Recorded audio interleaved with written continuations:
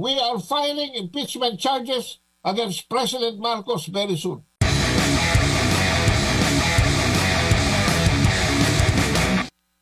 Isang malawakan at mabigat na violation of Philippine sovereignty ang nangyari dito. Akala ko ba si Marcos ang champion ng ating Philippine sovereignty? O baka nauutusan lang siya dyan sa tinatawag niyang West Philippine Sea? Hindi na bali magutom ang buong bansa. Basta makipagpatintero na lang siya sa mga Chino dyan. Pero dito sa issue na ito, ano ba siya? Tau-tauhan ba yan? Ang tawag pa niya kay Duterte, Mr. Duterte. Hindi niya sinabing the former president. Allowing the ICC to arrest Duterte undermines the Philippines authority over its own justice system. Dahil under trial naman, may mga nakulong na tungkol dyan sa drug war na yan. Number 2, it undermined our local justice system. Yung una, sampal sa taong bayan. Itong pangalawa, sampal sa Korte Suprema. Inunahan nila ang Korte Suprema dahil alam nila iti-TRO sila. Pangatlo, it creates political instability. Akala ko ba you are for peace? Kalaban ka pala ng katahimikan. The constitutional crisis. The president has violated the Philippine Constitution and therefore he is impeachable. This and maybe 6 other offenses, impeachable offenses. And sinasabi na namin sa inyo, we are filing impeachment charges against President Marcos very soon.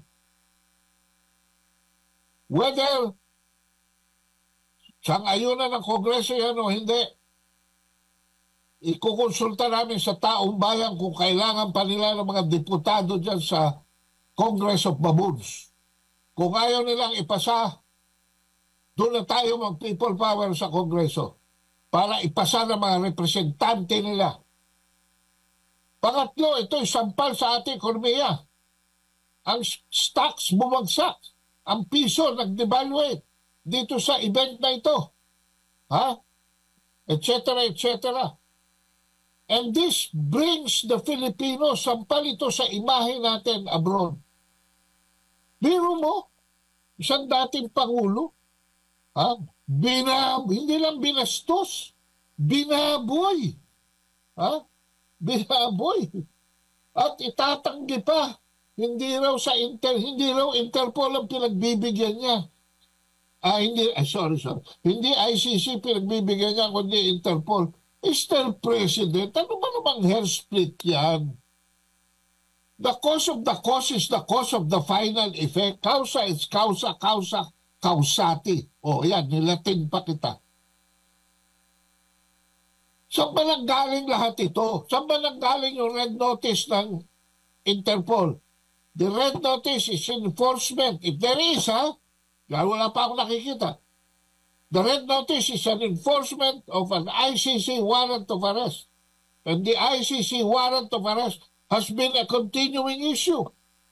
It did not start on March 7.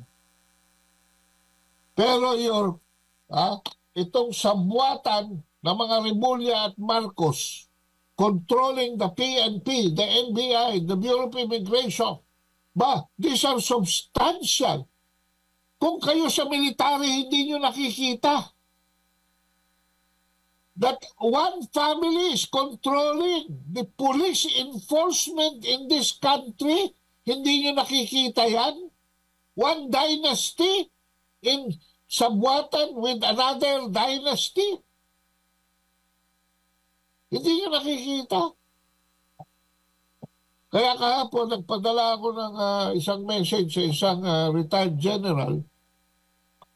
Kasi sinasabi niya, magiging bloody raw pag lumabas ang militar. Kaya sabi ko, kailan pa natin aayusin ang gulo sa ating bansa? kailangan ba magkaroon na naman ng panibagong insurgency? Because where this is leading is the separation of Mindanao from our republic. And that is already in place, ha? Opo, opo. Oo. Kado, maraming salamat po sa napakahalagang impormasyon na ibinahagi po ninyo sa ating mga kababayan sa mga oras po ito.